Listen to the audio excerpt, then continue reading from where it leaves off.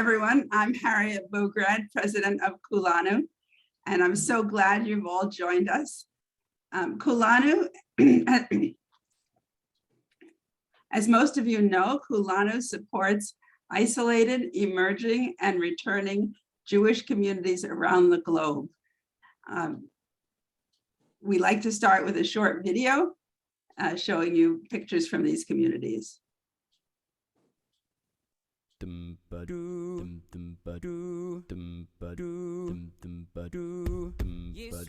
Am Yisrael, Yisrael, Am Yisrael, Yisrael, Am Yisrael, Yisrael, Am Yisrael, Am Yisrael Chai, Am Yisrael Chai, Am Yisrael, Am Yisrael, Am Yisrael Chai, Am Yisrael Chai,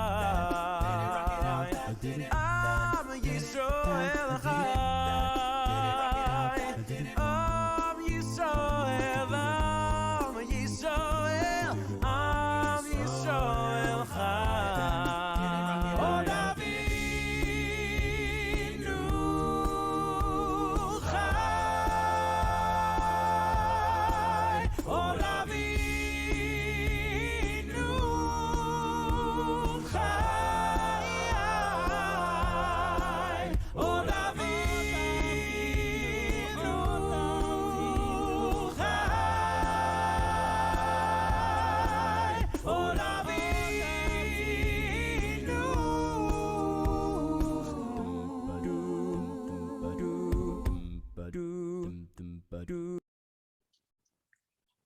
In April 2020, soon after the pandemic began, we began to offer these programs.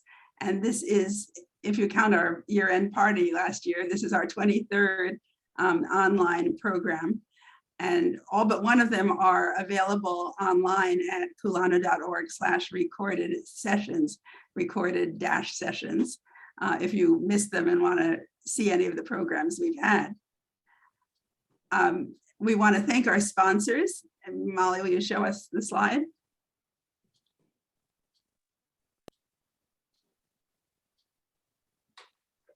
Leslie Leb and Rabbi Gerald and Bonita Sussman, thank you for your support for this event. I'd like to introduce Bonita Nathan Sussman, who will in turn introduce Dani Rotstein. Bonita is a volunteer with Kulanu and serves as the first vice president. She's a graduate of Yeshiva University, Stern College, has a master's from Columbia University and the Jewish Theological Seminary. She's on the editorial staff of the Kulanu magazine and the Kulanu board liaison for our Kulanu academic cohort, which she really created. And she's coordinator of our work with new communities. The photographs of her travels and videos of her travels have been published and exhibited. And please take it away, Bonnie. Thanks, Harriet. I'm very excited to introduce to you Dani Rotstein. He's originally from New Jersey, but fell in love with Spain when he spent his junior year of college studying in Madrid. He has since lived in Miami and New York and has traveled the globe producing TV commercials. Dani moved to the island of Majorca in 2014, where he learned of the taboo history of the island's descendants of Jewish conversos named Chuetas. He became involved with the local Jewish community of the Balearic Islands and began focusing on community building. In 2018, together with his wife Carla, he founded Limud Mallorca, and they have run over 50 successful events promoting diversity and inclusion in the small yet growing Jewish community. In April 2018, they launched the first Limud Day on the island, which drew over 85 participants and 18 speakers from all over Europe. He has been an elected member of the synagogue board since August 2018, and last December founded Jewish Mallorca, an educational tourism company that offers walking, cycling, and driving routes to Jewish heritage sites around the island. One of its goals is to create a space for open dialogue between members of all faiths in the mixed group settings. The company's vision is to curate engaging history-telling experiences in order to fight ignorance, inspire connections, and spark further curiosity into the Jewish community's past and present to visitors and residents alike. He believes that the revival of modern Jewish life in Spain shows that greater awareness and tolerance can be achieved throughout Europe and the world. And Dani, when you begin, please tell us where you're located now on this planet. I will happily tell everyone that I am on planet Earth in a place called Bogota, Colombia. We are actually traveling as a small family, my wife Carla and our son Oren of 3 years old. We're taking 7 months. It's the year of the Shemitah. We're looking for a renewal and next projects and sharing this project with you all today. So before anything, I want to say a huge thank you to Harriet and Bonnie and Molly and everyone at Kulanu. It's just such an incredible opportunity and Kesher connection that we've been able to develop these past few years, and incredible support and help. I was sent directly a beautiful Siddur by Kulanu to help with the community building that we're doing in Mallorca. I'll tell you a little bit later towards the end of the presentation where we are right now, but so much of this project that I'm going to share with you today, little bits and sneak peeks of, came from a place of wanting to bring people together, and it was really an investigative documentary, which my opinion is that all documentaries should be in search of something, like, right, trying to find the answers to the questions. And so that's where this idea came from. To give you a little bit, actually, no, before we go into any backstory, I would love to share the trailer with you all right now. So you could see just a little, again, a teaser of what this 1 hour documentary film is about. So thank you so much, Molly, for sharing that. Oh, and I should say that if you can, it's good to turn off your cameras on your Zoom video cameras, which will allow the best bandwidth for us to watch some of these clips. So feel free to turn your camera off.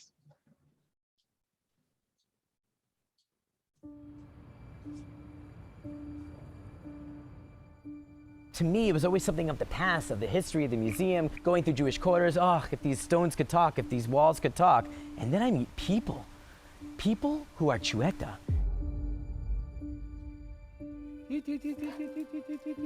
Venga, va. Pues mi madre misma nos recordó y nos dijo a todos los 6 hermanos, no olvidéis que sois judíos. ¿Qué pasa aquí? Yo me quedé un poco sorprendido. Hi ha una història de 600 anys, hi ha marginacions, hi ha execucions, hi ha sang, però i ara què passa? No ens hem extingit, som unes persones vives. Ardían sus carnes como un tizón y reventado por medio se le cayeron las entrañas como a Judas. Queda muy poca cosa, es decir, el problema que tenemos aquí es un poco eso, que nos faltan muchos vestigios. So this is the site of an old synagogue somewhere here. A mikveh was perhaps recently discovered. Ilumina estas escaleras. El tema chueta es un tabú. ¿Ves? Porque estoy hablando de los chuetas. No quiere que hablemos de eso. These people have been forced to marry within themselves to the point that a rabbi in Israel says that they're Jewish. That's huge. Lo que pretendíamos era constituir una comunidad más fuerte, no constituir 2 comunidades, la comunidad chueta y la comunidad judía. Si han pasado por todas las normas que rigen la conversión de un judío, que no vengan a decirme que tú no eres judío. Eres judío simplemente porque tus padres, tus antepasados fueron judíos. Perdón, no es así. Y realmente poco a poco se va construyendo este retorno. Para hacer un retorno, primero tienes que haber ido.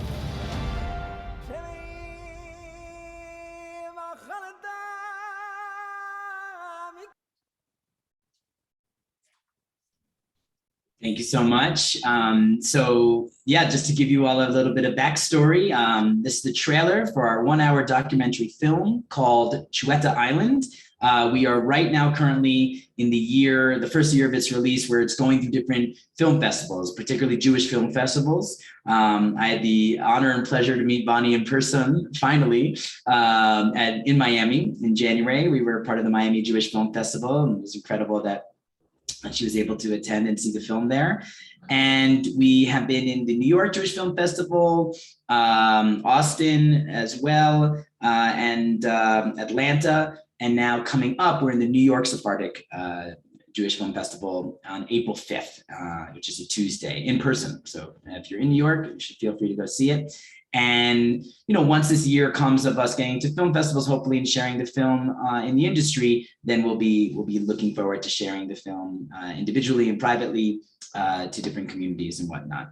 That's the film. And now, so how did this film come about, which I think is of interest to share with everyone. So it's basically progression, right? You need to know that I came to Spain for work purposes in November 2014. I'm a producer on TV commercials by trade, and I was so blessed and lucky to land a job in Mallorca. I'd never been to Mallorca before with a company called Palma Pictures.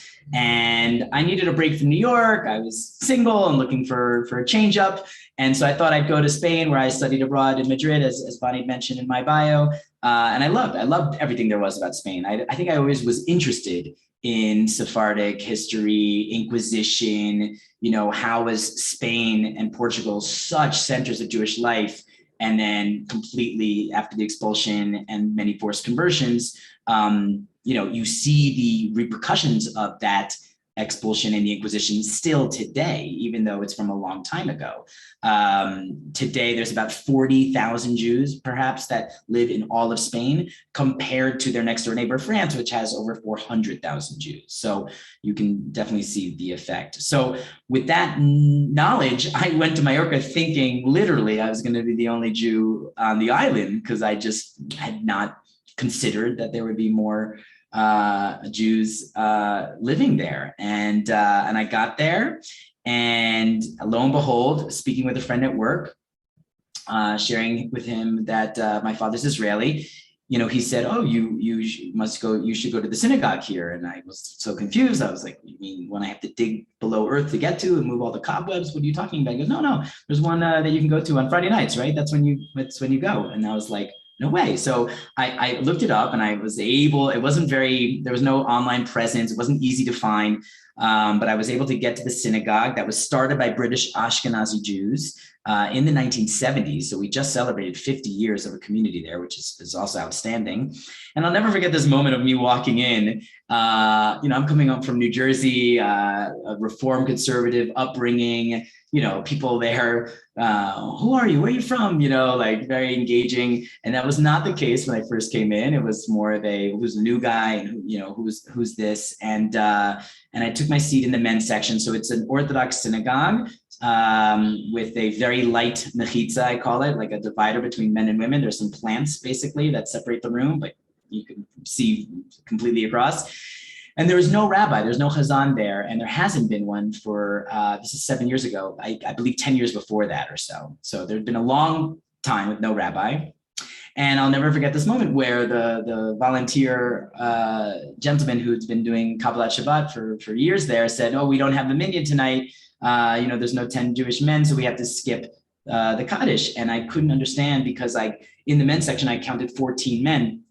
I was pretty sure that the number 10 was minyan for global Jewry, that the number didn't move around at all. So I'd never experienced this before, like not having a minyan with over 10 people in the synagogue. So I asked the guy next to me, I was so confused, why are we skipping if we have a minyan? And he said to me, as if everyone knew, very nonchalantly, "Oh, that's because some of these men are not Jewish, they're Chueta."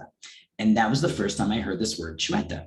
Right, so what happens then? I'm so curious, because I lived a year in Madrid, I'd studied Inquisition in college. What's Chueta? What's Chueta? So you need to know that in Mallorca, they speak another language that's called Mallorquin. It's actually a dialect of Catalan, okay? So Catalan and Spanish, completely different languages. Mallorquin and Catalan, same language, just different dialect, like the difference between British English and American English, for example.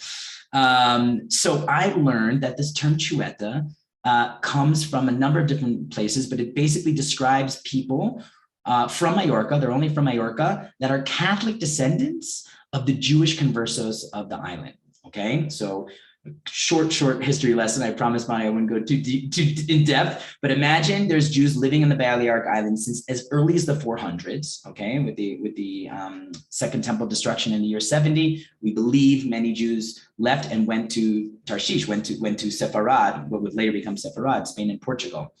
And we have written records in 418 Common Era that they're Jews on the Balearic Islands. Then Jews are living there the entire time, even they live very well under the Moros occupation. Moros were in charge of the Balearic Islands. And then the Catalan conquest in 1229. The Christians came to conquer the island and brought many Jews with them from Aragon. So then you have Jews living very well. We call it the golden age of Jewish history. And Majorca, very powerful. Many great rabbis are from Majorca, cartographers. It's incredible when you dig deep to learn about the medieval Jewish history. But then sadly in 1391, you have these terrible attacks, these pogroms that took place in Majorca and other parts of Spain. And you have the mass conversion of 1435. This is when all the Jews that were living on the island were forcibly converted to save their lives, basically. So here it gets interesting. The 60 years before the expulsion, right, in 1492, there are no more Jews living on the island. So when the Jews that didn't convert left in other parts of Spain, no one left Majorca. They had to stay there because they were forced to, as new conversos, as new Christians, and basically they were not allowed to leave. So there's crypto Jews taking place from 1435 all the way till 1691. We have this records in the Inquisition, and they're called conversos, they're called new Christians, they're called crypto Jews, and they're very separate from the old Christians. And the Inquisition is there continually, doing awful, terrible burnings at the stakes and torture, everything that you can imagine that the Inquisition does. And then in 1691, you have this terrible auto de fe, which we're going to learn about now when I show you a piece of the film. I don't want to speak too much on it. And after this event is when you have this term Chueta, which describes 15 different families that were the last victims of the Inquisition. And they were hanging on the church up until as late as the 1834, when they finally abolished the Inquisition. So what develops in the social fabric of this island are people who have Chueta last names and who don't, okay? And even in the film, I think you'll hear some of the Chueta last names being sung by a friend of mine who's Sephardic, who has a beautiful voice. So you'll hear that in a little bit.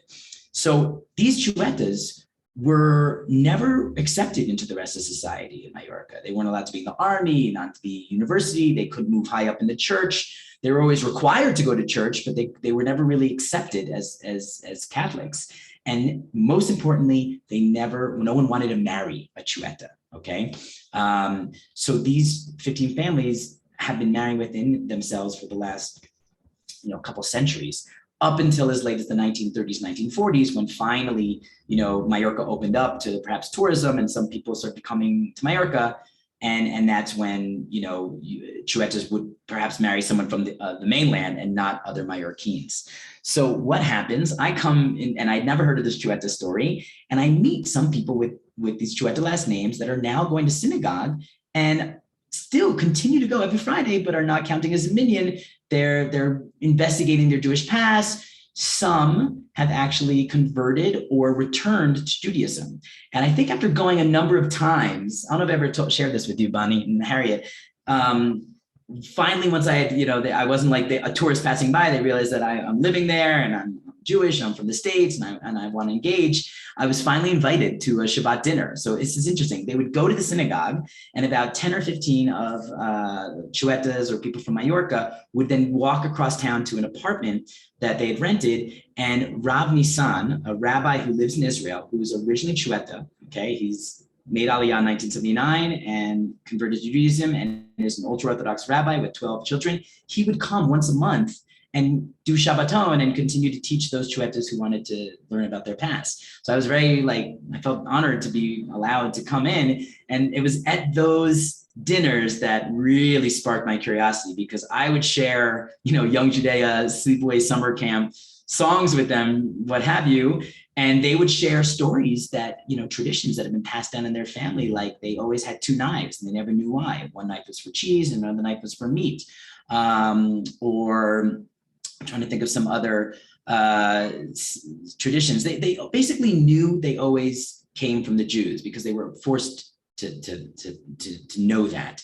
But it was such a taboo history up until the point that I even had an experience when I first started doing these walks around the Jewish quarter and sharing the story. I had 2 clients with me and I went into a jewelry store that's on Silvermaker Street. So they were all forced to live in a certain area called Street of the Silvermakers because that was one gremio, one guild that they were able to allow it to work in, basically. And even as late as the 1990s, there was 34 jewelry stores, one on, next to the other, all owned by Chueta families. You see the last names, Bonin Segura, Forteza Fuster, it's all of, the 15 last names. And I went into one of the jewelry stores and with my clients, and I saw that she had a Chueta last name, and this is a woman in her 80s. And I said, I'm doing a research project on the Jewish history of Mallorca. I see you have your last name is Bonin. Are you Chueta? And she looked at me and she goes, no, I'm Catholic. I'm very, very Catholic. Go ahead, go on out, please. I don't want to talk about it, and basically shoot me out. Perhaps because she knew I wasn't interested in buying anything, but I also think it was more of a, she probably suffered. She, as an 80-year-old, I'm sure she went to school and was teased and was picked on for being Chueta. And I'm sure it's something that she still felt. What's happening today? So what sadly, positively and negatively, the stigma associated with the Chuetas in Mallorca has really ceased to exist, I would say, in the last 20 or 30 years. But what's happening now is that it's just becoming forgotten because the older generation, people who are Chueta, they don't even want to talk about it. You don't see it in what I'm going to share with you, but in the film, there's a moment where one of the younger Chuetas, her name is Laura, she's an historian. She was taking a group around giving a tour, and in the middle of her tour, and we incredibly caught this on camera, someone yells from the top of the building saying, "Hey, enough, stop with the Chuetas, enough, can we stop talking?" And what people thought that was probably someone who wasn't Chueta, who was anti-Semitic or anti-Chueta, and didn't want to hear it anymore. But what you don't know is that that person was actually, is someone who has Chueta last names. And it's the older generation that wants to move on, let's get past this.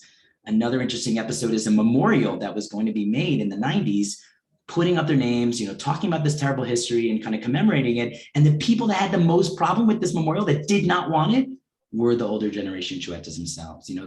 They feel like we just left this discrimination. Can we not talk about it? We want to be just like everyone else. So that's a group of Chuetas who are not interested in connecting to their Jewish identity. At the synagogue, we have about 10 or 15 people or so, and it is growing, of people that do want to connect to their Jewish identity. And that has been a struggle, to say the least. Because I can also share with you an anecdote where I was told in the 90s, once the synagogue was created, it kept a very low profile. This was Mallorca in the 70s. Dictator Franco didn't die until 1975. So even in the 80s and the 90s, it wasn't something that was known that there was a synagogue. Some of the Chuetas found out that there's a synagogue, Jewish expats living on the island. They, very carefully and cautiously approached the synagogue, knocked on the door and said, "Hello, we're your long lost brothers and sisters. We've been treated as Jews for centuries, and we want to learn. We want to know what our ancestors' faith was about." Sadly, they had the door closed in their face because the British Ashkenazi or the other foreigners didn't even know about the existence of the Chuetas. It wasn't something that, I hate to interrupt you, Dani. I hate to interrupt you, but we're running out of time. I know that was going to happen. Okay, so well, that's very interesting. Can we see some of the video footage? Now? Absolutely. Okay. Let me finish this one story, and then we'll show the video right away. And so basically, in the 90s, there was this moment of limbo where the Catholic Chuetas had never been, accepted as Catholics before, and now they weren't being received as Jewish either. But later, and as you'll see in the film, they have now been accepted into the community after doing halachic conversions or returns, and now, very excitingly, some have been elected as leaders of the Jewish community, but that's for the Q&A session. So let's go ahead and everyone turn off your cameras if you can. We're going to show like a nice, 10-minute clip of the film, a couple scenes back to back Hope you all enjoy.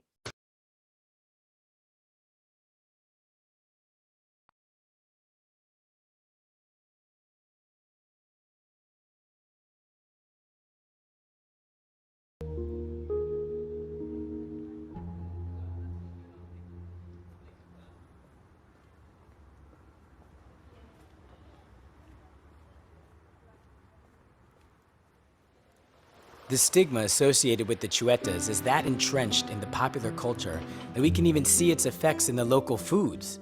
They had to change their diet to save themselves from the Inquisition. Even still, there are traces of Judaism that survive in the gastronomy today of Mallorca. Lo que se produce con la comida judía es que existe como una disolución cultural y ya no se conocía la comida como algo propio de la cocina judía, sino que esta se había como disuelto dentro de lo que es la comida de todos.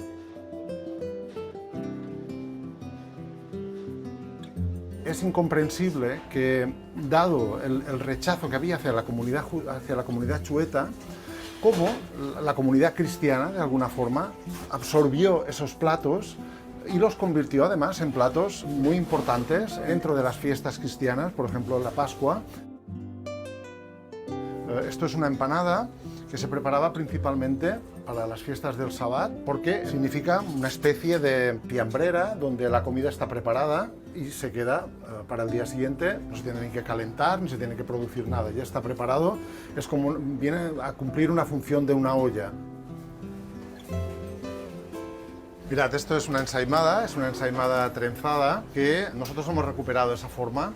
Es una de las formas más primitivas de la ensaimada. El que la ensaimada sea trenzada tiene mucho que ver con lo que es el pan, con la jalá de la fiesta de Rosh Hashanah, de la fiesta de fin de año. Nuestra hipótesis es que también este pan pudiera haberse cristianizado para salvar la piel de alguna forma, teniendo en cuenta que estos panes se llevaban a los hornos comunes y al igual que pasaba con otros productos, las personas que lo llevaban podían ser denunciados por no utilizar manteca o por conservar esa forma judía. Una de las posibilidades del origen de la palabra chueta viene de la palabra chua, que significa tocino. Tocino es la panceta del cerdo, de donde se extrae la manteca. Poner manteca a la ensaimada significaba la salvación.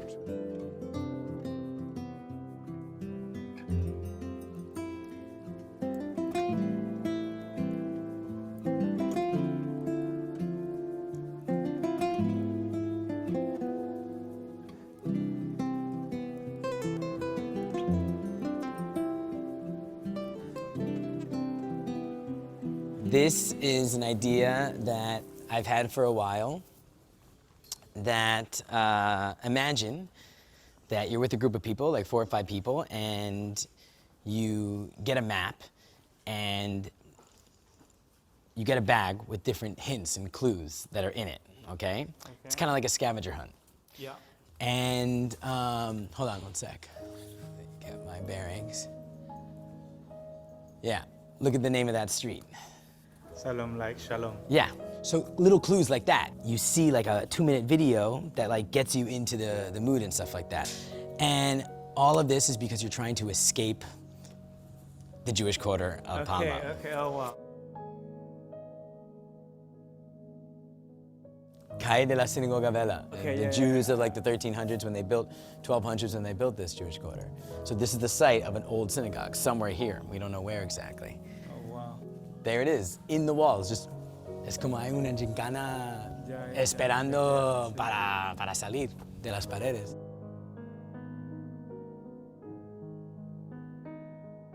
The old walls and tiny alleyways of Palma's Jewish quarter are a perfect setting for a scavenger hunt or escape room, recalling the times when Jews had to hide from the Inquisition. On the evening of March 7th in the year 1688, one of the most dramatic episodes took place. A group of about 40 crypto Jews secretly boarded an English ship in order to flee the Inquisition. Unfortunately, a storm was brewing at sea and caused the ship to never leave port, and they had to return to the walled city where they were reported and captured. They were tortured and kept in the secret prisons for 3 years, and in 1691, 4 autos de fe, or public executions by way of burning at the stake, were held in which 88 people were convicted. 37 of them condemned and killed.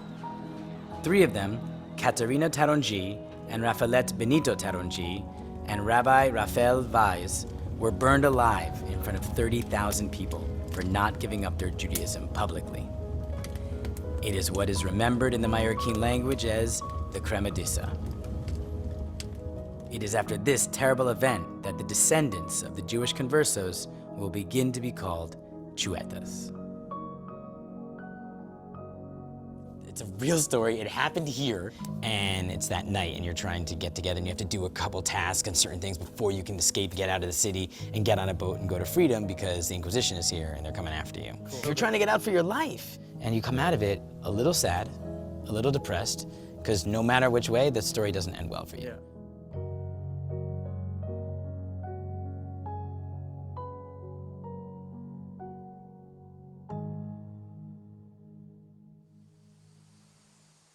Puster mardi miro pico pinia. The terrible events of the Cremadissa are narrated in the book La Fe Triunfante, or in English, The Triumphant Faith, written by the Jesuit priest Francisco Garau. This chronicle of events, complete with all the names of the victims, was written to demonize the heretics and help to pass on the stigma to the Chuetas family's descendants for centuries to come. The first edition was published shortly after the public burnings in 1691. The copy that I have obtained was advertised as the second edition, written in the year 1755. Alex hablaba muy bien de ti y me ha dicho que tú eres un experto en libros antiguos. Sí, soy librero anticuario, sí. y que se puede mirar el libro.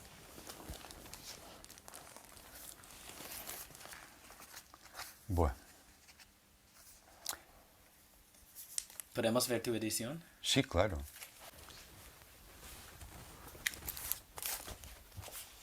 Mira, como ves, esta es la primera edición, que es de otro formato. Este es un tamaño... Esta es la segunda edición de 1755. Y esta es la primera. Es lo original. Es el original, 1691. Wow. En principio, esto es una crónica del auto de fe. Esto es algo que se comenta y que se dice que los propios chuetas hicieron retirar esta edición. No hicieron retirar, sino que compraron la edición para que no saliese. Refiriéndose a un reo quemado en la hoguera, dice: estaba gordo como un lechonazo de cría y encendióse en el interior de manera que aun cuando no llegaban las llamas, ardían sus carnes como un tizón y reventado por medio se le cayeron las entrañas como a Judas. Bueno, y esto lo escribe un sacerdote, el padre Garau. Mi apellido es Ripoll y yo no soy Xueta, según los 15 apellidos. Sí. Pero es que yo no lo sé si solo soy Xueta o no.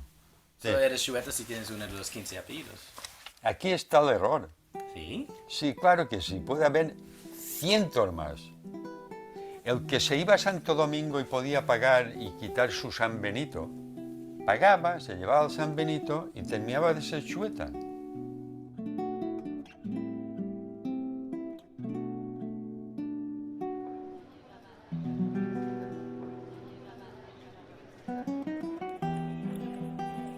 All right. Yeah, okay, cool. Thanks, Molly. Yeah, so that was just a short clip of 3 scenes from the film for you all to pique interest and to get excited, hopefully to go and see the full documentary. I think where I wanted to go from here, Bonnie, was kind of give a little bit of an update of what's going on community building wise, and then show like the making of the song. Questions right now. I think Okay. so moving and so shocking that we need to calm it. Process. Yes, because even though I've seen this, it's still a little breathtaking on the horror of it all. I'm wondering if anybody needs to process this now. Anybody have any comments they want? Okay, I'm not sure how I could tell this very easily, but. Well, I saw some hands coming up and there were some questions in the chat. Bonnie, should I just look at those? I have the questions from the chat, but they weren't written after watching the film. One person asked whether you'll think about distributing the film to commercial movie theaters. Yeah, I can go through the chat so we can answer those questions that kept come up. And if more come up while we're processing what we just watched, that's great too. So the answer is that yes, we're hoping as early as this coming fall to open up in movie theaters in South Florida, perhaps in Texas, in Southern California, New Mexico. Right now we're testing the waters basically with film festivals and seeing its reaction. And we have a distribution company in North America called Menemsha Films. And then outside of North America, it's JMT Films, who are actually based in Israel. And so, yeah, we're going through this film festival year. And then as early, hopefully, as September, October, maybe a little bit later, we're hoping to be into commercial movie theaters as well. And then I also saw Shirley's comment about going to the Azores, which I did not know has a synagogue. And I wrote to her privately that I would love to be in touch with if she knows people in the Azores.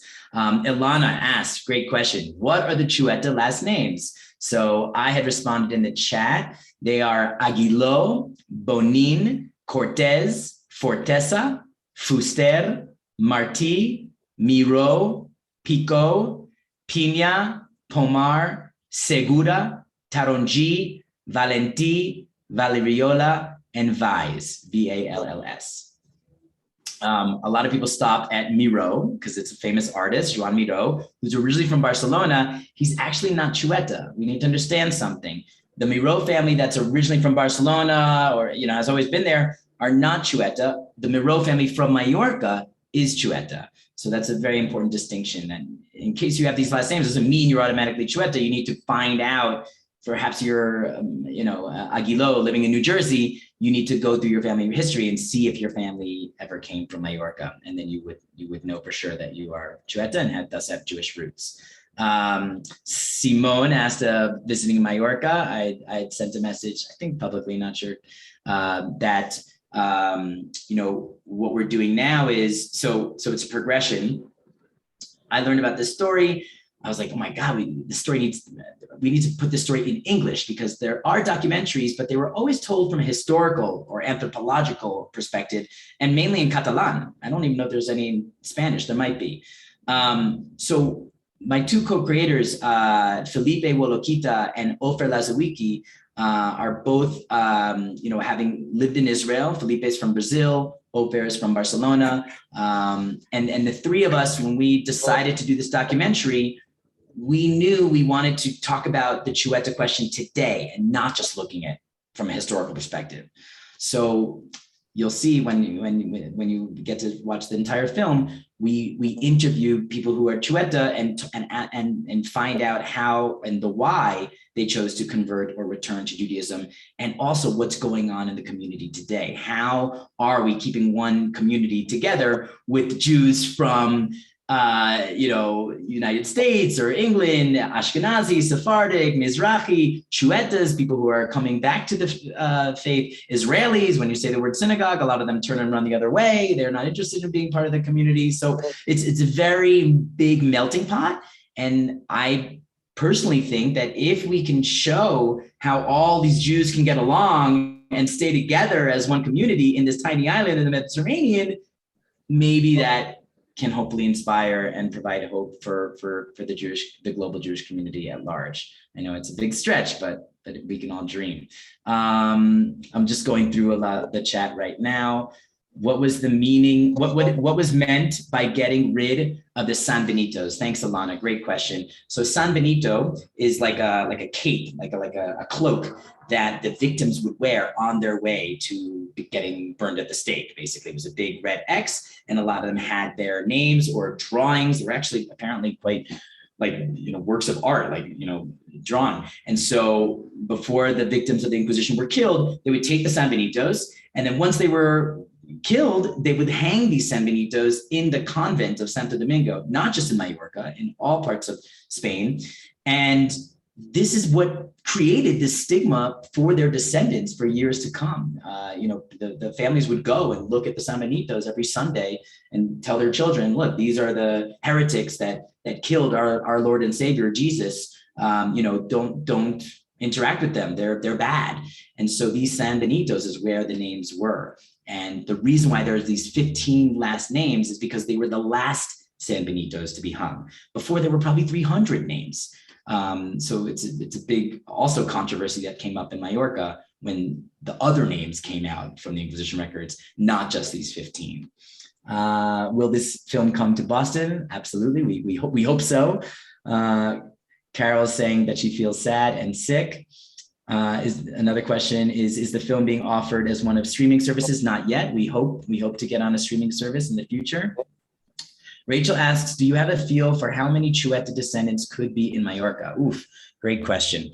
So we know there's a wonderful organization called Memories of Those of the Street. The Chueta people were also called those of Sigel Street, which is where they lived, or derogatorily, those of the street, like as if they didn't even have a neighborhood, they're just from the street.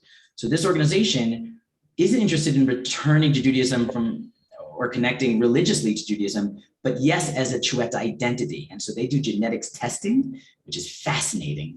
I have a whole presentation on the Chuetas versus the rest of the society and how the Chueta have DNA most closely linked to Sephardic Jews from the Middle East, where the rest of the Mallorcan society has nothing of that because of this intermarriage. And so this organization says that there's about 20,000 people with Chueta last names in Mallorca. Who knows how many in the rest of the world?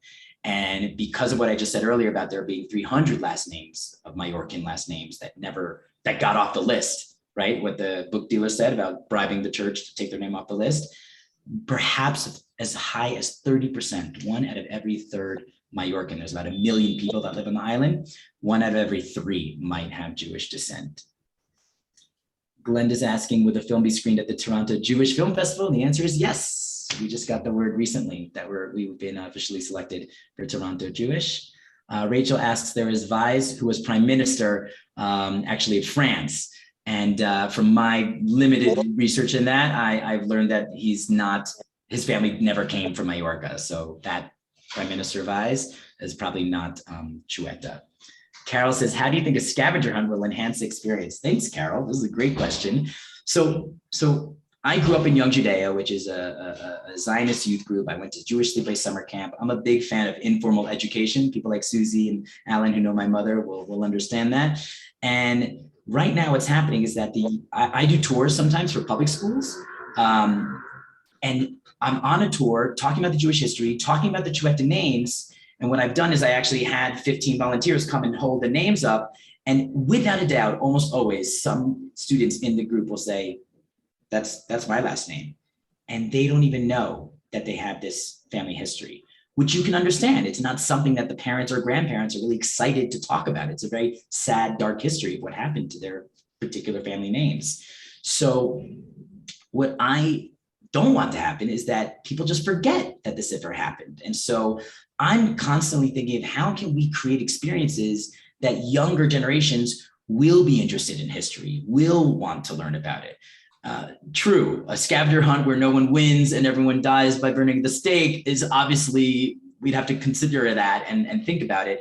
But I'm constantly trying to think of like how to get younger kids to be interested in history. And so I thought having clues and hints and trying to escape the Jewish quarter, could be a possible way. We haven't put this program into action. It's just a thought still. Francis is saying that she saw me in Atlanta Zoom and delighted that the film about the Chuetas and can't wait for it to come to Toronto. Thank you so much. And then Karen says, I know this might be far-fetched, but I might want to do a great choreographer, Pina Bosch. Of course, in her case, Pina is her first name. Yeah, it's usually it's only the last names that we know for sure are Chuetas. Bonnie, yeah, help. Yeah, there's a lot of messages. I'm good. Children are there? Go ahead. How many Chueta children are there? Many. I mean, we don't have numbers. Groups, or they're just blended in, or what's the picture of the Jewish children of Chuetas? So the 15 or so Chuetas who have returned or converted to Judaism that are now members of our community, I can only really speak about them. Just now, the older grandmas and grandpas, you know, are attempting to bring their grandchildren to Purim. We just had a Purim event literally a couple days ago, and I know that some of the Chueta grandchildren came and attended and participated. But a lot of the children of the Chuetas who've returned, so people in their 40s and 50s, don't go to mass. They're not interested in Catholicism, and they're not really interested in Judaism, as well as their grandchildren as well. So it's an issue. The people who have returned to Judaism, who are Chuetas, are really all the older generation, and they don't know or necessarily think that their children or their grandchildren or their great-grandchildren will be interested in connecting to their Judaism. Tell us a little bit about how the synagogue has grown, and now that you have a rabbi after how many years and being accepted by the Spanish Rabbanut there. Yeah. So in April 2018, my wife and I started Limud, which is this multidisciplinary conference with food and Rikud, dancing, all of that. And that kind of opened up the community, because before, the only way to connect to your Judaism was coming on Friday night and praying. That was it. You know, we celebrated the holidays for sure, but there was no Shabbat dinners. There was no learning going on. No one was teaching Hebrew. There was no kids. I was the youngest person there by many years. And so with Limud, we've kind of opened it up, and now we have these conferences, and we had monthly Shabbat dinners. When the pandemic hit, we did Shazum. So every Friday before Shabbat, we would come on and we would sing some songs and light the candles together. And so, you know, we're trying to bring Yiddishkeit, you know, back to the island as best as possible. And with the election of the new board of the synagogue, with myself and 3 other people who have returned to Judaism, 1 from Girona and 2 Chuetas, all 3 are in the film, by the way. We pushed to get a rabbi. And so we were able to get funds from Madrid, from support from the Federation in Madrid of Jewish communities there.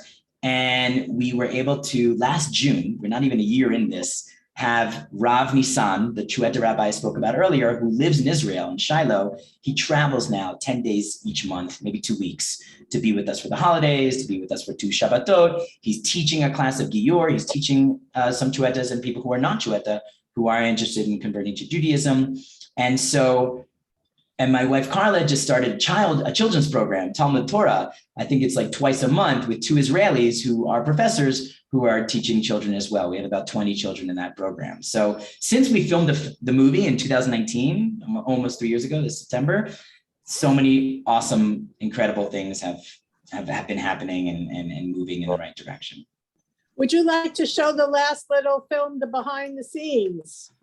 So the intro to this is, we just finished this a month ago. We wanted to show images of the film, but with the soundtrack of the film. So we did an original soundtrack. Jasmina is a woman from Croatia who has done the Limud events with us. She sings in Ladino, in Hebrew, in Spanish, in Catalan. And then we also teamed up with Manny Hoffman, who is Jewish, from Sephardic, originally family from Algeria, from a long line of cantors in his family. And both of their voices are on this main theme of the soundtrack. So hopefully you enjoy this little clip. Don't forget to turn your cameras off for better bandwidth.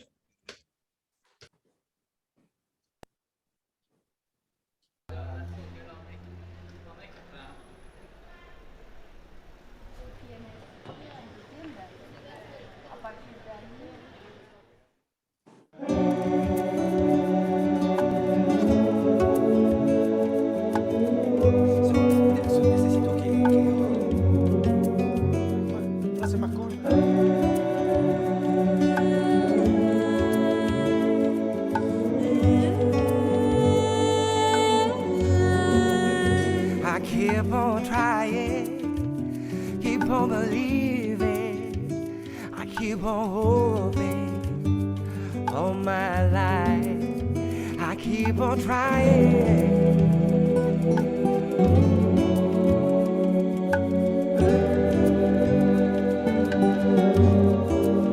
I keep on hoping, keep on believing, I keep on trying all my life. I keep on hoping.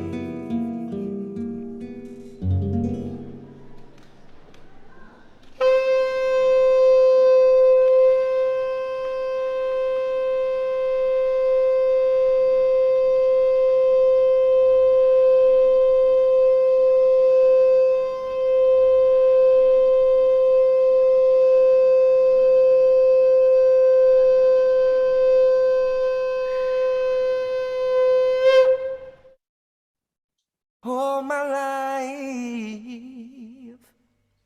What do you think? Yeah, nice. Yeah? Good, good. We can do another. Wow. Thank you so much, Dani. This has been wonderful. Before our procedure from now on is, I'll talk about it in a minute, is we're going to go into small groups and then we'll come back. And for those of you who want to stay, we'll have a little more time for questions and answers. But I want to speak a little bit now and introduce the groups. Before we say goodbye, I want to take the time to personally thank those of you who have supported Kulanu over the years. Your donations and volunteer help have meant so much to all of our Kulanu communities. And I see many of you in this event who've been friends of Kulanu for longer than I have. I've been involved for more than 20 years, and I know some of you were here even before me. In these challenging times, when we can't be sure what turns the economy will take, your support is needed now more than ever. Each community has immediate needs, and some of these needs are of an emergency nature. We thank you in advance for whatever you can do to ease these financial burdens. We appreciate each donor, whether you were able to donate $18 a year or $10,000 or $40,000. In each case, we hope you'll dig deep into your pockets to support this work as you can.